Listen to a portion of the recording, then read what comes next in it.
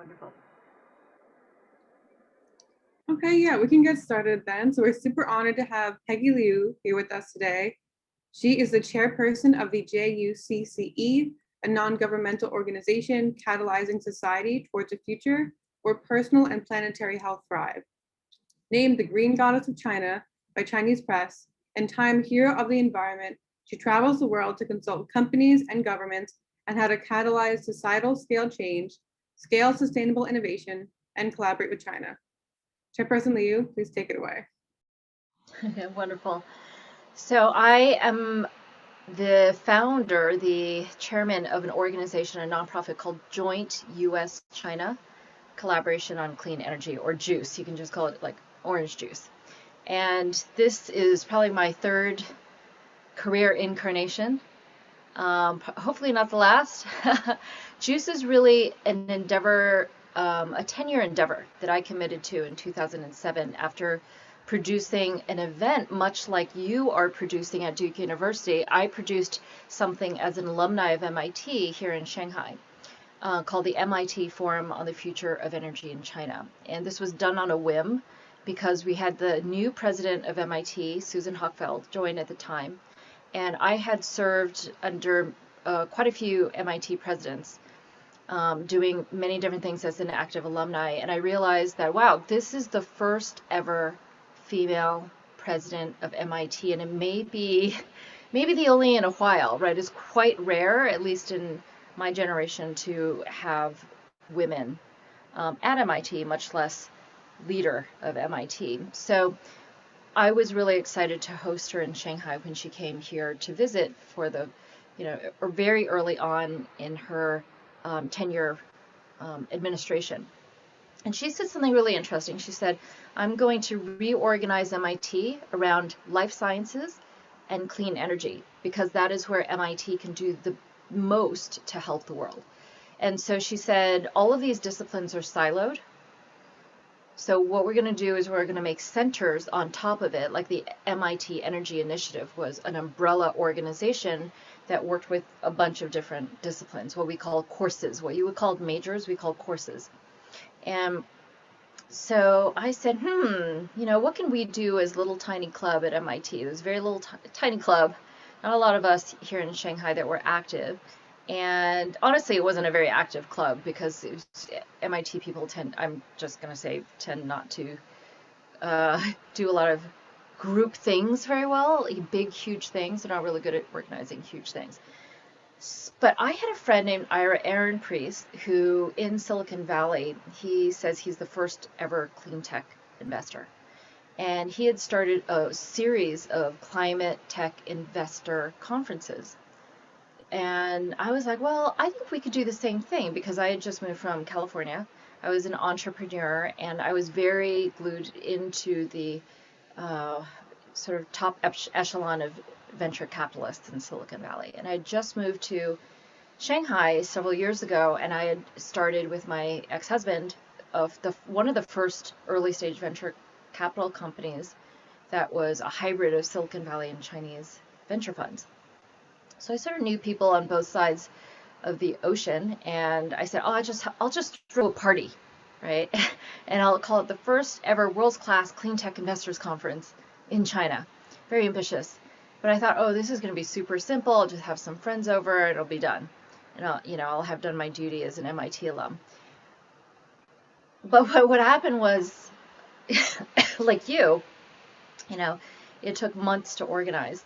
And halfway through, somebody said, well, who's your government sponsor?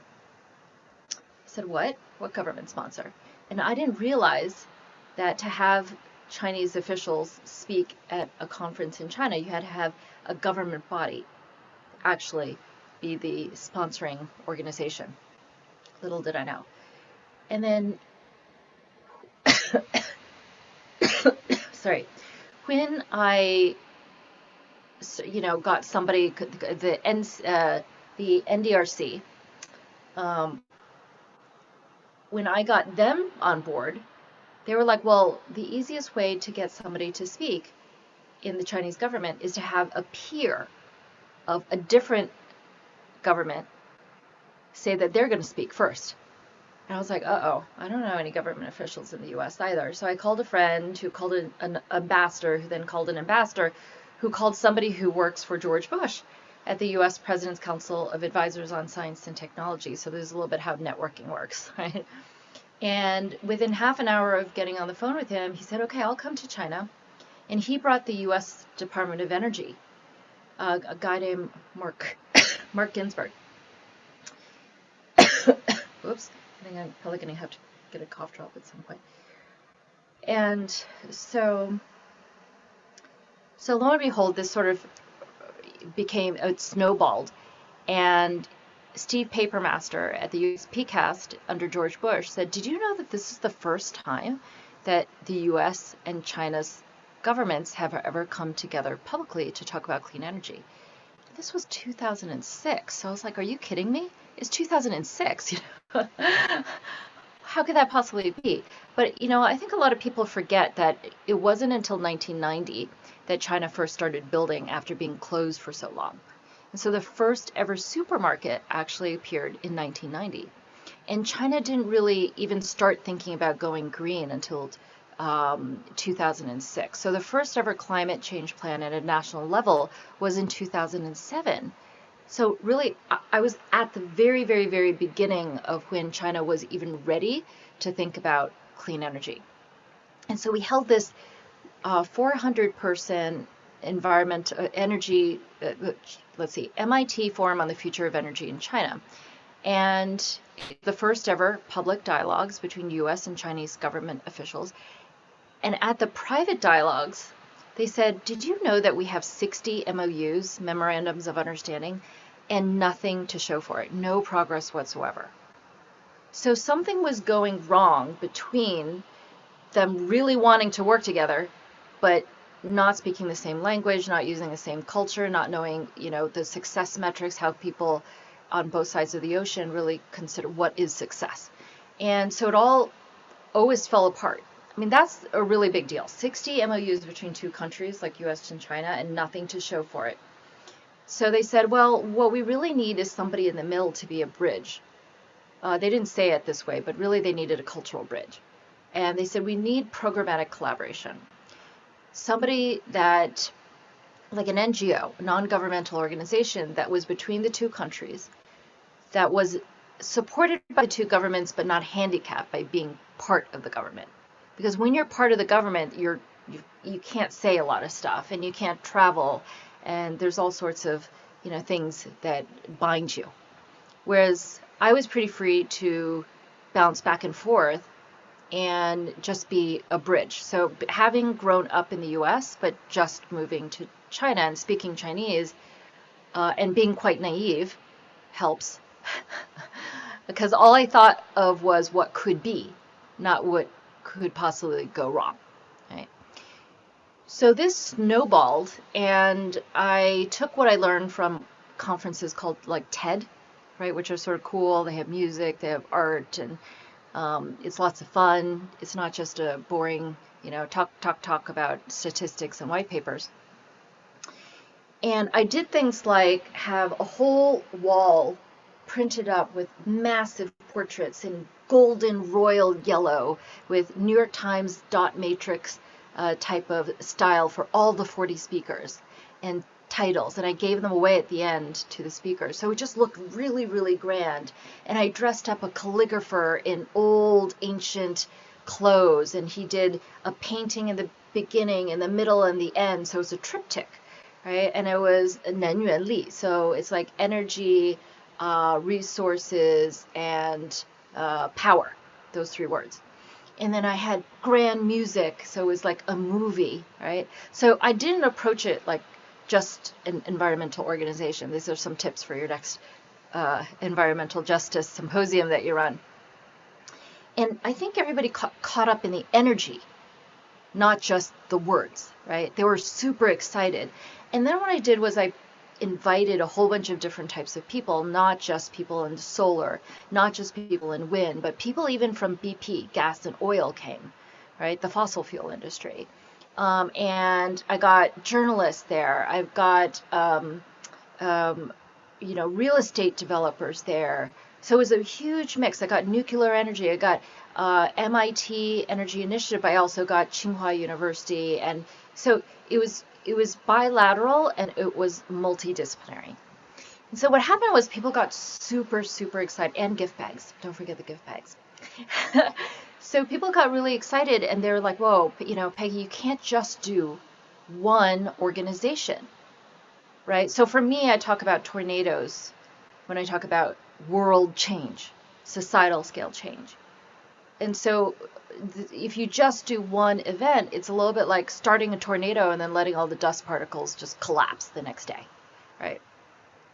So the guy, Steve Papermaster, who was working for George Bush, the US President's Council of Advisors in Science and Technology, said to me, no, you've got to start a whole organization and it's got to be you. And I was like, well, why me? And like, because I did this, I produced this event, so I guess, of course, I had to do it. But literally, I really didn't know that much, and I certainly didn't know anything about working with governments.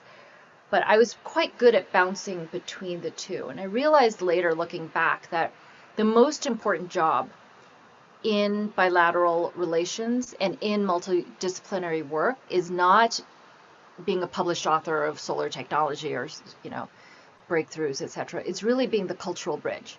So it's knowing how to talk to the solar people who, they have one mindset. They don't even talk to the wind people at the time. No talking, right? Which doesn't make sense because you need the sun energy during the day and the wind energy at night. So, and then you need the grid to put it on. So wouldn't it make sense for them to be in the same room? But at the time, it wasn't a thing. All right. So I've done a lot of things over the last decade plus that it wasn't yet a thing. So I'm going to talk you through some of these changes, and hopefully what that does is it inspires you as change makers to go out there. And it's not something that you're going to learn at Duke University. It's not something that they teach you at Harvard Kennedy School, where I was. It's certainly not anything that I learned at MIT. I just made it up as I went, and I felt my way through it. I used my intuition, and it was all people skills, right? So how do you talk to mayors? Well, hey, they want to be recognized for making a greater, better city so that the national government awards them with some sort of model green city, right? So I'm always listening, I'm always listening for what is the why of the people that I'm working with. And there's always more than one or two people of whys when you're doing societal scale change for sustainability. So listening to the whys and understanding what superpowers everybody has to bring to the table, and then sort of putting the puzzle together is part of the superpowers you need in order to change the world. So I'm going to talk a little bit about the tornadoes that I was responsible for breathing life into. And then how did we make the tornadoes bigger and bigger and bigger until we changed China 6 times over? Okay, and then I'm going to hopefully break it down into a formula in the next few minutes so that you can follow this. And then please feel free to go onto my website, juice.org. And then in the press section, there's like a decade of highlighted talks that you can take a look at. And you can learn from all of the work that we've done across different disciplines. So the first thing that I think is important for people to learn is that storytelling about what does the world look like after you've already been successful implementing whatever it is that you want. What does that world look like? So a lot of people get stuck, especially in the environmental industry, with what can go wrong. Why can't we do it? Or what are the statistics of why we can't do it? Or here's 3 ways to infinity of what can go wrong in scenarios if we don't do radical change versus incremental change. So they're giving you a whole bunch of excuses, but they're not really telling you what to aim for. This is the biggest problem in any world-changing type of industry. And you might think, well, duh, but honestly, if you look back, I have so many white papers, most of which I haven't read, and a lot of which I helped author. But honestly, I haven't even read them myself. So if I haven't read them, I don't know who's supposed to be reading these, right? Well, they're really trying to just let the organization say, hey, I'm a thought leader in this area, or a nonprofit to get a certain amount of money in order to publish a certain type of white paper. But the key to changing the world and changing your community or changing your family or changing yourself is not being able to write a white paper with full of statistics with fancy names. It's simply just imagining, like in a movie, like every city in China has a little room with an inch tall diorama of what the city looks like 20 years from now, with a little video on HD TV that covers one wall with cinematic music and the voice of God saying this is what the city is going to look like in 20 years. So every city in China has this image of what they're aiming to do. They're really good at storytelling to the Chinese style of what does the world look like, right? So for right now, I'm working with, for example, the Navajo Nation, just to bring it home to America. And a man named Kevin Martin found me on Facebook when I posted something about environment in China, and he asked for help for the Navajo Nation. And I immediately answered back, and I said, how can I help? And we listened to each other. And I said, I'm going to help you because I have a lot of experience in New Zealand working with the Maori. I have a lot of experience teaching mayors across China, big and small. And some of them were small, some of them were large. And in China, large means, like I live in Shanghai, which is maybe 27 million people. Chongqing, I think at the time when I worked with the mayors, there were 35 million people in the city. So I've had experience working at a community or city level. So I said, I will try my best. I will commit myself to helping you. And so this has turned into something called Star Life, which is also on Clubhouse in a club. And we actually had a Fortune magazine article. You can take a look at it, I think 2 weekends ago, on how Clubhouse is actively helping Native Americans get resources to rebirth the Navajo Nation. And so I told Kevin, because at the time when I was giving him all of these resources, we brought in very high level resources, he sort of got stuck, I think, thinking that he had to be an expert in all these technologies. But it's not true. Honestly, we have all the technologies to do what we need to have a better environment. It's just that we're not implementing them in an integrated fashion. We're not implementing them at all in most cases. And so I realized, I said, wait, maybe a month into it or something, I said, look, Kevin, your job is solely just to dream. That's all I need you to do. I'll take care of all the resources. I'll get the top world experts in any technology, any type of problem that you need. I can dial within 1 or 2 calls. That's not the barrier to having, to rebirthing the Navajo Nation from soil to survivability to spirit. The problem is that we forget how to dream in detail. So, for example, I said, if I were to ask this question in Shanghai, you would have very different answers in the Navajo reservation.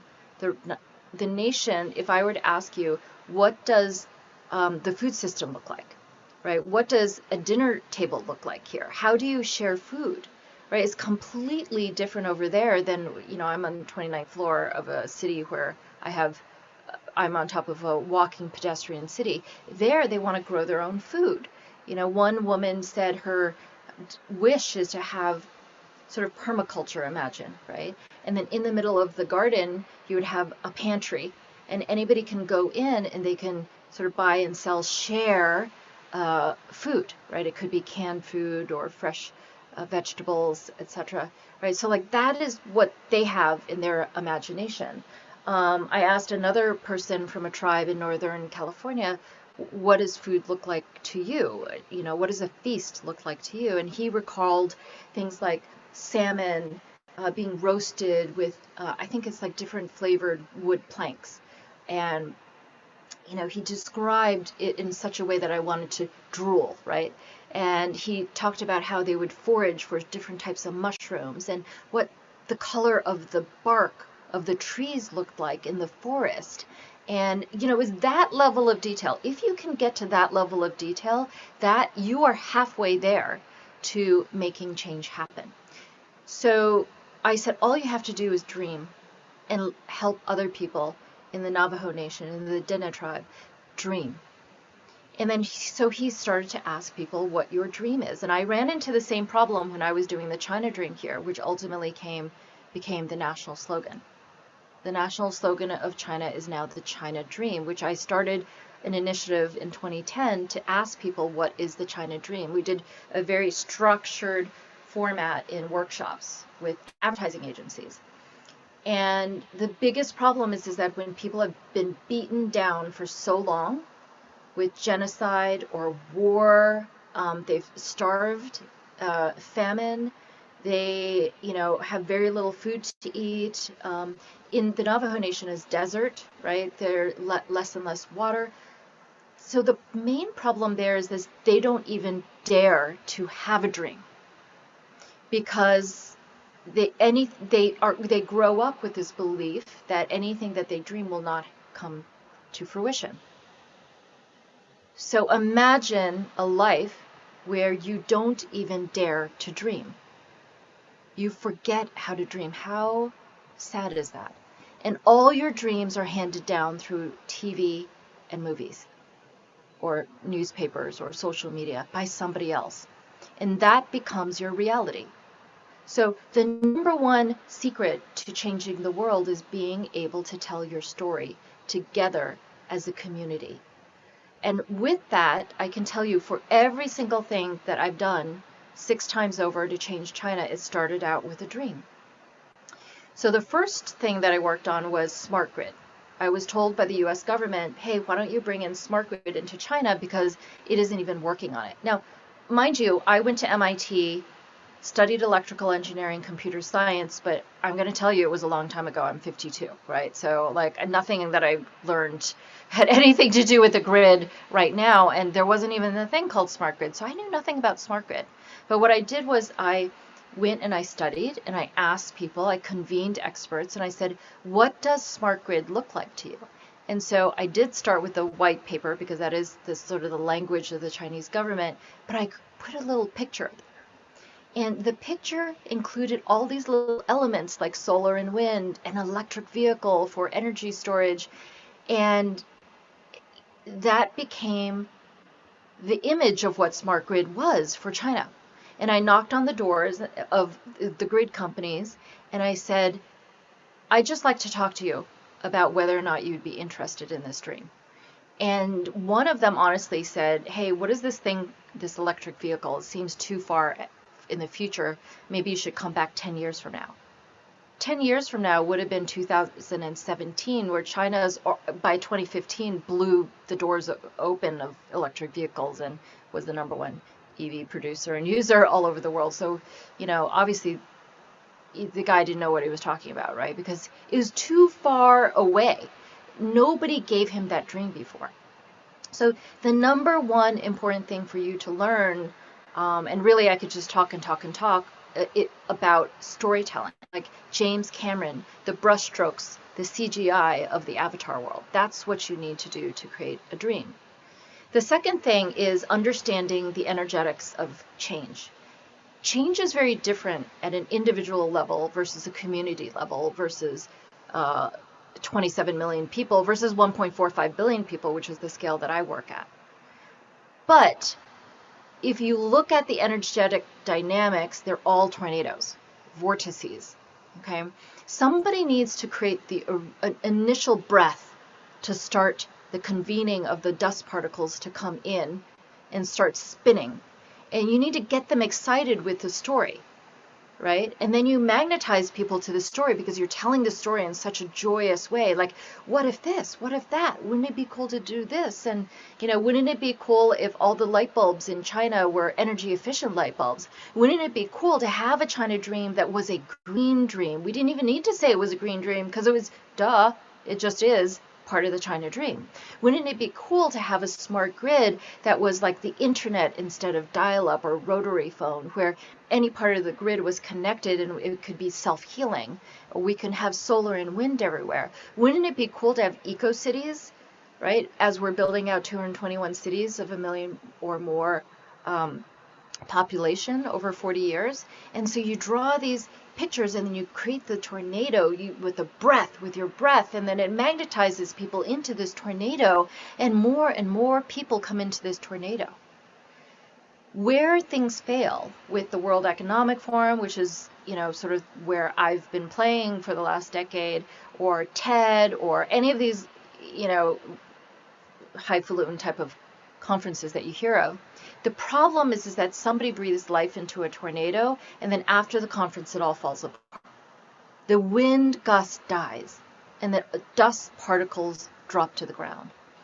So part of world changing is to know how to keep the tornado going with little bits of press, right? Every single article in Vogue, to a speech at The Economist, to Tom Friedman writing about the China needs its own dream, to what have you. All of those are little things. Or Yangzhou building the first ever smart grid demo hub, etc., etc., etc. So part of knowing how to change the world is being an event producer, right? But keep the event going and exciting. So the experience, everybody living this dream, and then as more and more people come in, the dream may evolve, right? And you don't know how the dream is going to be implemented, and that's okay. The tornado doesn't know its path. All it is doing is changing and sweeping the land in a radical way. And what you have to do is stay centered. As the change maker, you have to stay centered in the middle of the tornado. Right? So we did this at Joint U.S.-China Collaboration on Clean Energy by bringing in the initial concept of smart grid into China. China, 3 years later, 2.5 years later, committed $7.2 billion behind implementing smart grid by 2020. That was last year. And 9 months after this announcement, we worked with the city of Yangzhou to build the first ever smart grid demonstration hub of, I think it's 12 acres, 200 mu. And that then became 15 smart city demos. And now there's over 500 city, prototype cities, smart prototype cities in different levels of development. At the same time, I took Steve Papermaster, the guy from George Bush's U.S. President's Council of Advisors in Science and Technology. I just took him over. I sort of like paraded him to different places, and one of them was the Vice Minister of the Ministry of Housing and Urban Rural Development. And so I was sitting in his little sparse, concrete, very bare government office, as they are, and he said, well, what's a way that we can collaborate, the two countries? Why don't you start a series of eco-city classes? They've never had any classes on how to build eco-cities. And did I know anything about urban planning? No. I like gardening, but that's not urban planning. And so I did what I usually do, which is ask for help. I convene, much like you're doing with the Environmental Symposium at Duke University. You convene people like me in one place. So the first ever eco-city classes in China for mayors, it was a result of me knocking on doors and saying, would you please come and speak? So the head of Arab Asia spoke about what is an eco-city. I had Rocky Anderson, a 3-time mayor of Salt Lake City, come and talk about climate change, which is really fairly new concept back then, right? 2007 was the first ever national level climate change plan for the country. And so over time, after we were invited to do these lectures at the National Academy for Mayors of China, I did well enough, through enough good parties, as I call it, that I was invited to do these at the China Executive Leadership Academy of Pudong. And then I did good enough that I was invited to be a professor. Who knew I was going to be a professor ever? That wasn't on my bucket list at the time. I was an undergrad.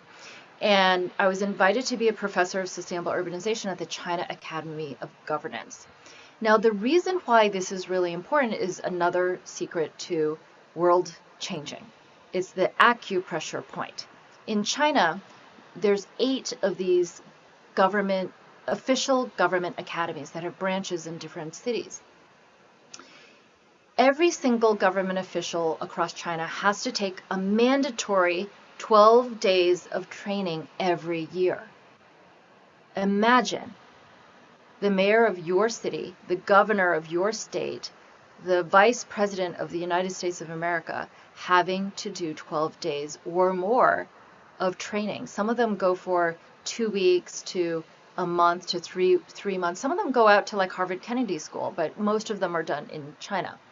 So I was able to, over a decade, train 1,000 mayors and central government officials on things like clean energy for cities, distributed heating and cooling, the first ever municipal waste and water class. Believe it or not, treating waste and water at a municipal level. I mean, come on. This is so weird, right? And the first ever, did I say low carbon transport, eco livable cities, sustainable living. I mean, all of these different topics I came up with as China was ready. It wasn't ready at the very beginning. It took me a decade to teach all these different levels of classes. But that's an example. I've given you now 3 parts of the formula to changing the world. And I'm going to stop there and let people ask questions. There's so much more, right? But there's the storytelling, there's tornado, and then there is the acupressure point, right?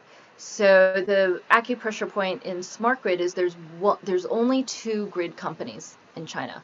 One of them covers 80% of the landmass, right? So that's the acupressure point. In 2000, I think it was 9 or 10 or something like that, because we had launched the McKinsey waterfall chart on energy efficiency at the first ever JUCCCE forum, Clean Energy Forum, I knew that lighting and heating and cooling were 2 of the most cost-effective interventions that we could do in China for changing the way China creates and uses energy. So I started a program to ask the communities to give us 6 light bulbs, old incandescent light bulbs, and we would give them 6 new CFLs. At the time, there wasn't LEDs. It wasn't a thing. And we did this with the help of GE and Philips Lighting, and then employees of Citibank and L'Oreal, and 8 different mayors of cities, and et cetera, et cetera. It just became a thing. And it was a lot of media, right? We had the first top supermodel in China help donate these at schools. We had the Angelina Jolie equivalent of China, Li Bingbing, help do this. So, it was a little bit of a marketing gimmick. But what happened was it caught the attention of people. And so Shanghai ended up doing this with 2 million light bulbs in one weekend. And Beijing copied this as well. 2 million light bulbs switched in one weekend.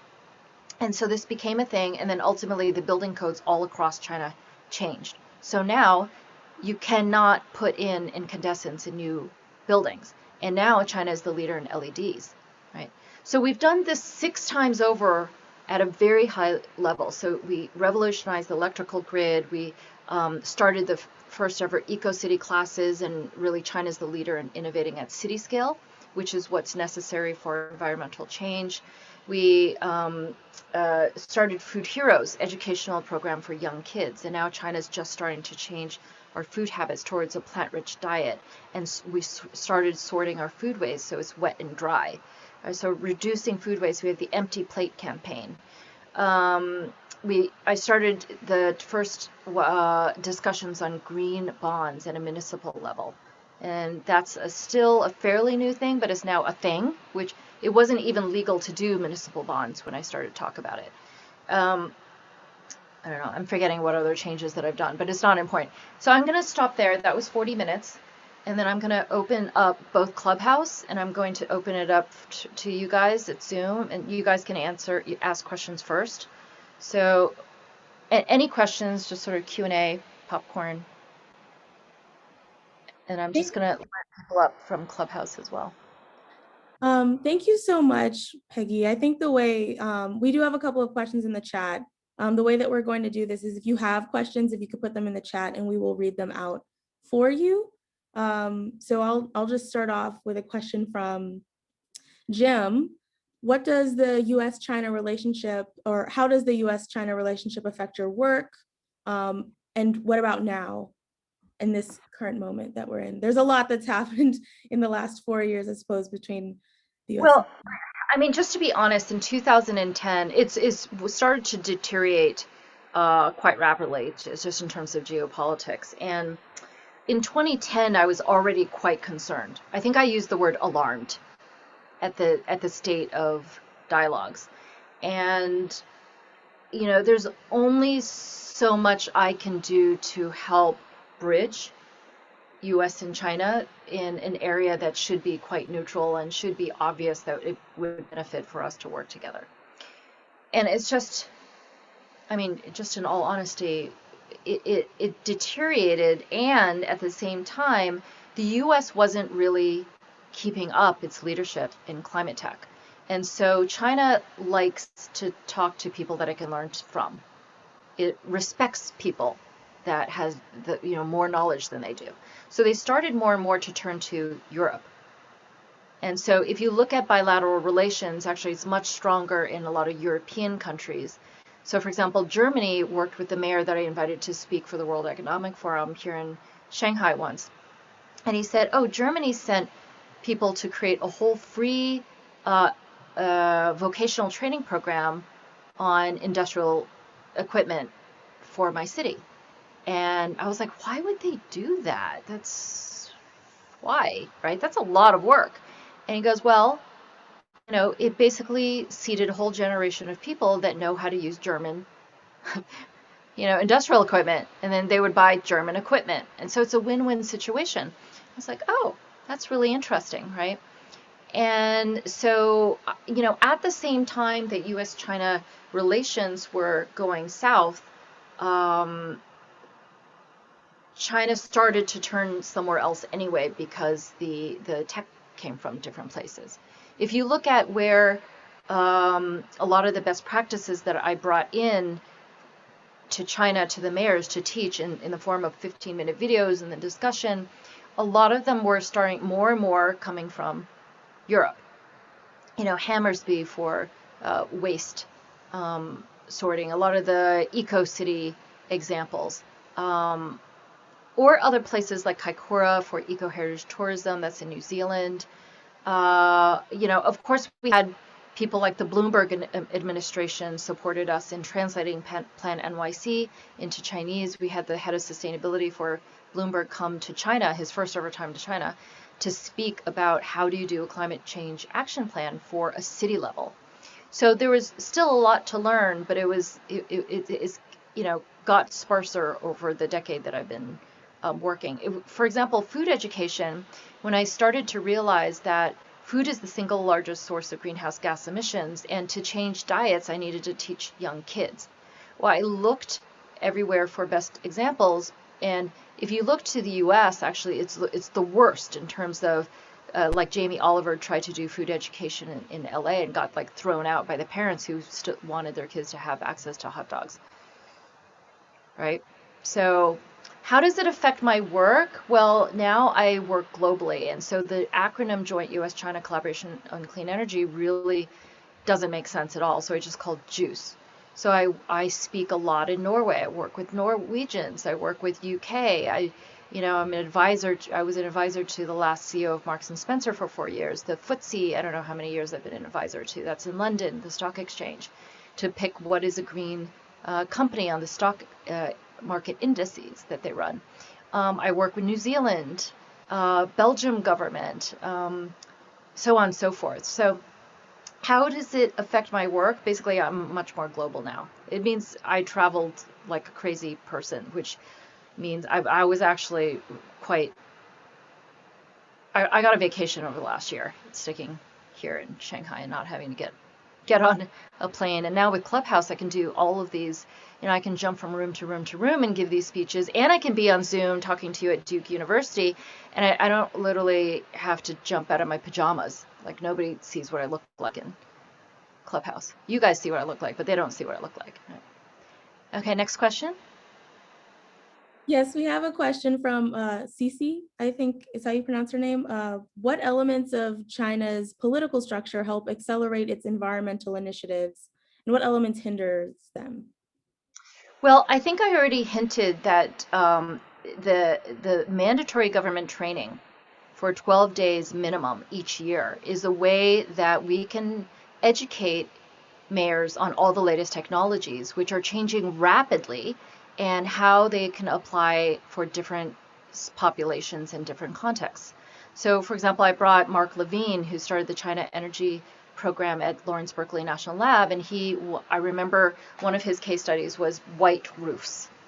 Low tech, right? But it makes a huge difference.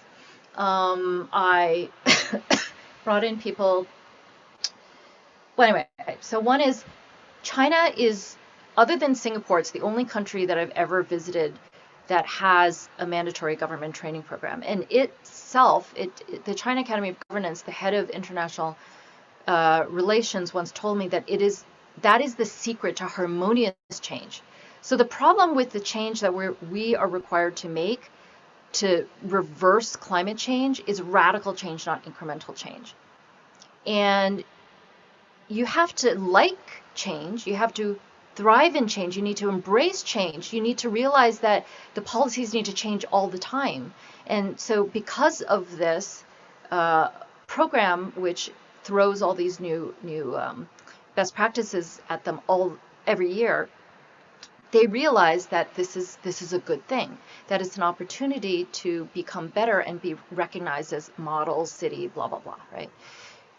So I was always throwing new technologies at them. So, for example, when I brought smart grid forums into Yangzhou, Jiang Zemin himself, one of the former presidents of China, called the mayor of Yangzhou, his hometown, and said, hey, this is really important. It could be a good thing to differentiate Yangzhou. Called the mayor twice to ask on reports.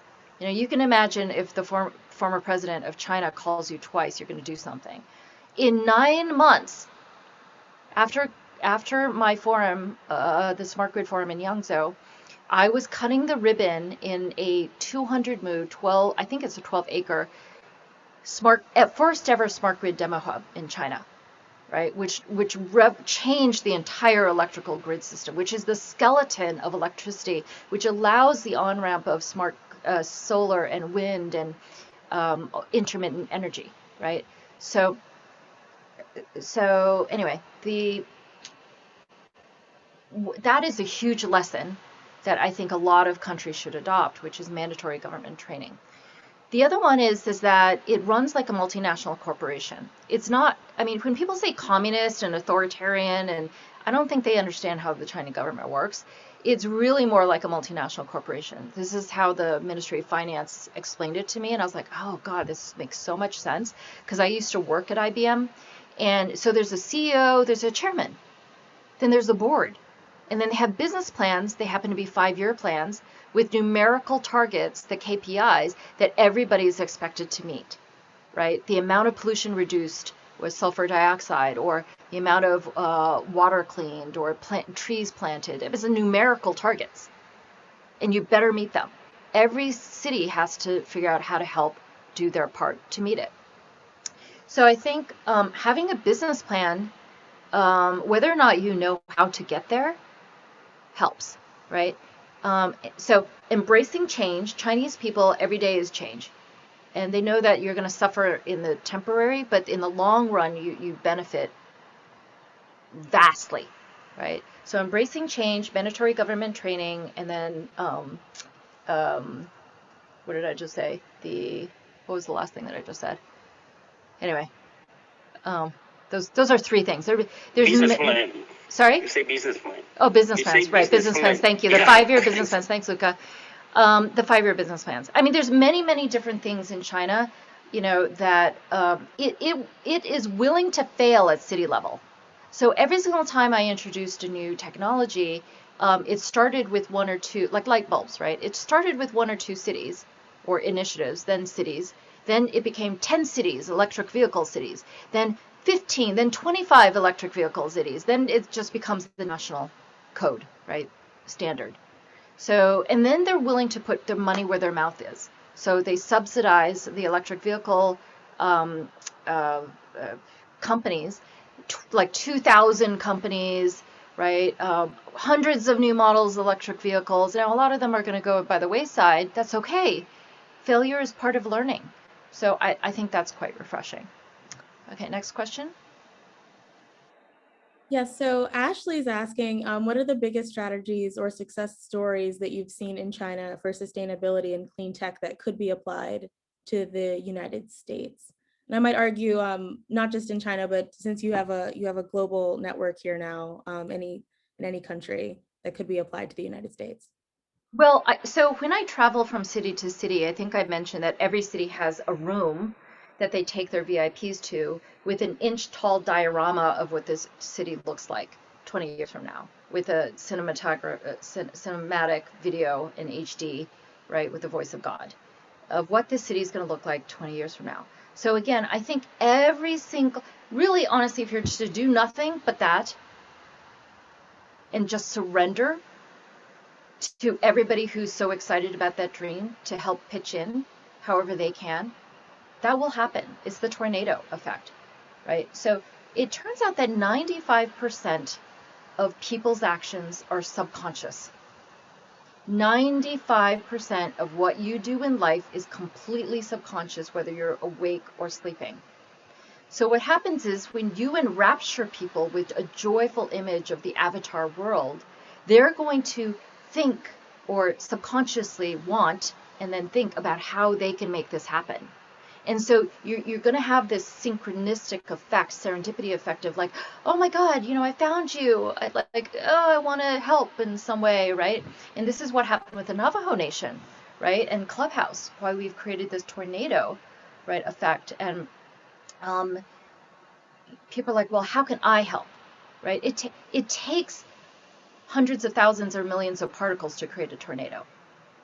So the new form of changing the world is not a pyramid structure, a 2D pyramid structure of CEO and, the people underneath. That's the old, patriarchal, static, afraid of change, wanting to protect your assets, territorial boundaries, non-resilient model. A tornado is about radical change, fast change, going with the flow, wrapping everybody up magnetically into the same image, the vision, and then going together on a journey. You don't know where the journey is going to take you, but you're on it together, right? And you go faster, right?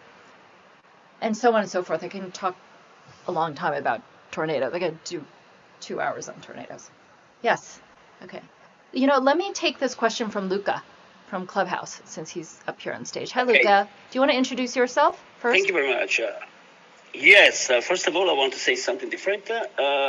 Okay, congratulations, right? So I had one of the most intelligent speech I ever listened. Oh, thanks. Really? Well, you should listen to Salim's speeches. He's the professor. Top person. So I want to say, everybody, we don't know each other. It's the first time. So I'm Italian, Milanese. I'm working in a global energy company, right? In the oil and gas and heat and power system. So I work everywhere from China to United States to South America, and and I think what I heard here that is the key point and the key word from Peggy is the word dialogue and the word understanding the context. So what I'm trying to say is that certainly, in front of the environmental situation, we are, by instinct, willing to demonize or to say, okay, these bad guys, oil and gas, good guys, wind, good guys, solar. but the solution are coming from inclusion, right? I know that to radicalize, sometimes it's a tactic, it's a tool to say we want everything done, and we want everything done now. But the first question I always ask, right, when I was abroad, out of Europe, and China, United States, it was to myself, what's going on here? And the first question I asked to the people in front of me to come to the, ideal solution, it was, tell me more about which is the problem in here. So I want to say that the environmental issue is clearly an issue of everybody, right? Luca, I'm sorry, I'm And going to we have to have ask to- you to ask the Yeah, question. you can listen? Yeah, can you ask Okay. the question just because we don't have a lot of time and there's 9 other Yeah. The question is, right, so it's the approach of, let's say, versus China, something that is based on the correct knowledge or can be better from United States. That's the point. What do you think? So I'm sorry, I'm trying to understand the question. So, can you So the say that one more question time? is that an approach more inclusive in terms of environmental issue, right, can really produce best solution. So you think the dialogue is at the right level at the moment for the best solution? I think the word best is a little, maybe we can swap the word best. I think let's just get started.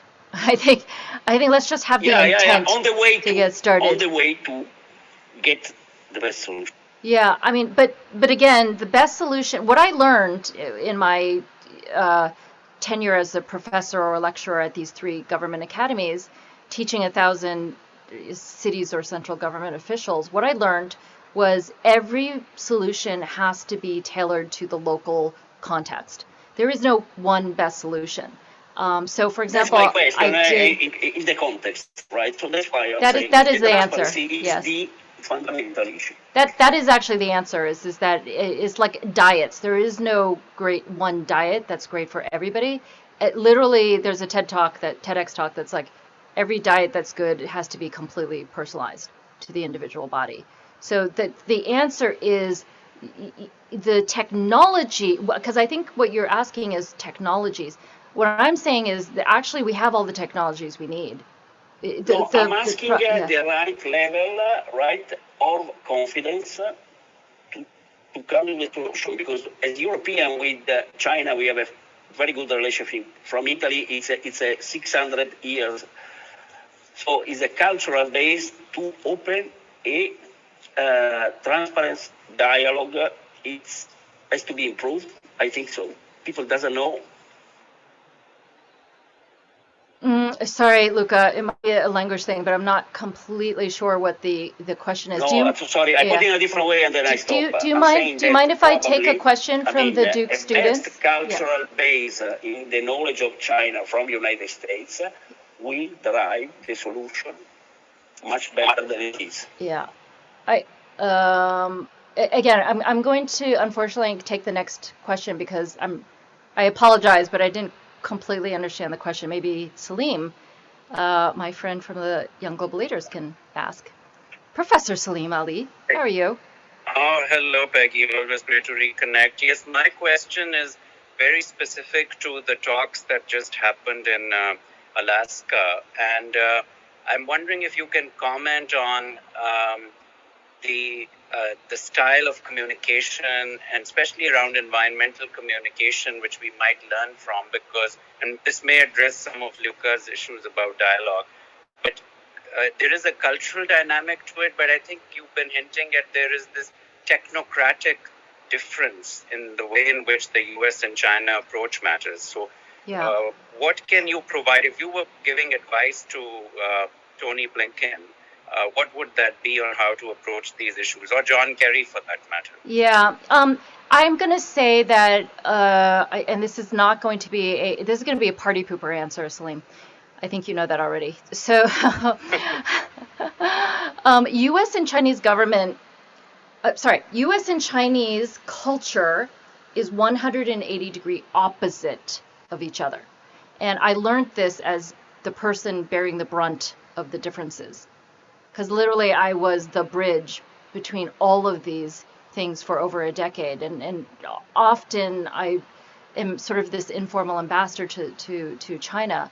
And it's so bad that my last class that I developed at the China Academy of Governance with people like students like the vice dean of the China National Military Academy, right? My last class that I developed was how to build trust with Westerners. Now think about this. What would you put in a class about building trust with Westerners? Just think about that for a moment.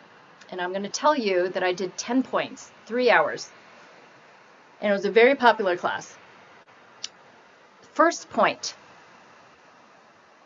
And by the way, our friends from I'm not going to name names, but one of our, okay, I'm not going to name names, but high-level people at high-level governments have told me that this is an issue. So the first point that I taught was how to smile with teeth. And I put a picture of American Idol judges and pictures that I had taken around the world. I am not kidding you, okay? And then the second point that I taught, how to hug. And I literally clipped video clips of 3 different ways to hug. I showed them that I lined people up facing each other and I had them practice hugging. I'm not kidding you, okay? And you may not have been the beneficiary of my many classes at the World Economic Forum for how to drink in China, or where to sit on a table, at a negotiating table or a dinner table in China. But that was one of the most favorite things that popular things that I taught in China. So what I'm saying is that most of these talks break down at a completely human level. The problems with progress, bilateral progress, is really a human to human. We're not listening to each other, and we're not, when you say inclusion, I say open. We're not open to the fact that somebody else's culture can be equally valid and different than mine. That is why I did the TEDx talk that's been very popular called Cultural Bridges Are the Service Jobs of the 21st Century. Cultural bridges, really being able to communicate heart to heart, ear to ear, eye to eye, human to human, is the single most important thing to bilateral relations. All the other stuff honestly doesn't matter. People are so confused when they point out what the problems are. Everything has to do with, this word inclusion just means be open to the fact that the American way, the colonialist way is not the only way. It worked for a while, but other models work, and why can't everybody have its own model? So that's my party pooper answer for you, Salim. No, that's great. Thank you. Yeah, it's great to see you. Great to see you. Like, We'll have to host some rooms. Salim, come up with the room. We'll do it together. Here in Clinton. Yes. If you don't Okay. mind, I know we're over time, but there is one good question here from a student I wanted to make sure we asked before we left today from Emily. There must be one good question. Go ahead.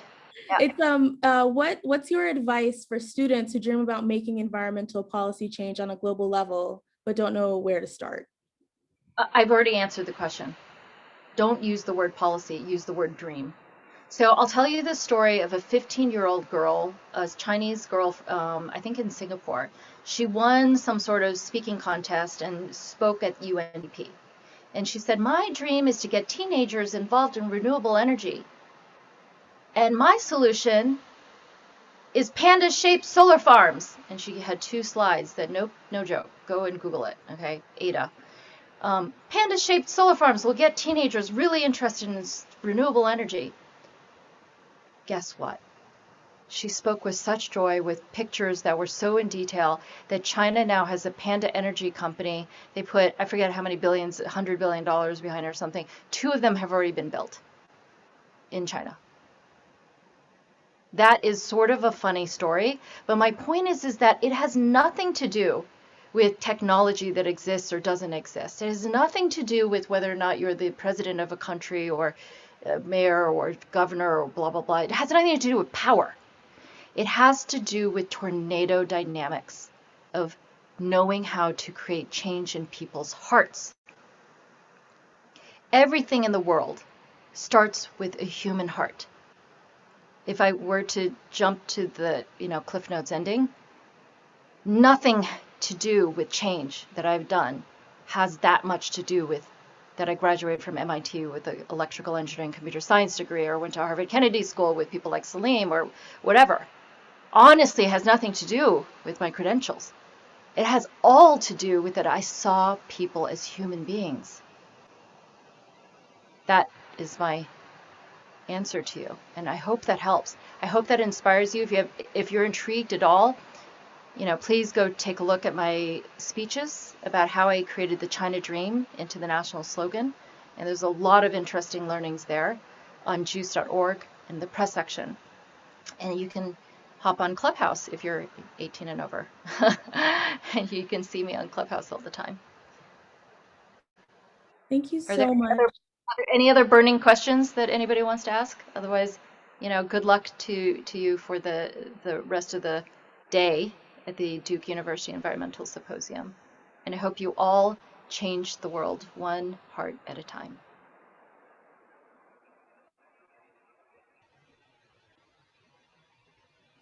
I think that might be it, but we really appreciate you taking the time to speak with us, and your really inspiring points. I think they really touch on things that you don't often hear in environmental spaces, less logistical, more human-centered programming. So if that's it, I hope everybody enjoyed the talk. Peggy, thank you again for your time, for joining us, and we hope that you all enjoyed it. We hope you enjoy the rest of the symposium today. Duke University. Bye. I'm going to sign off here on Zoom.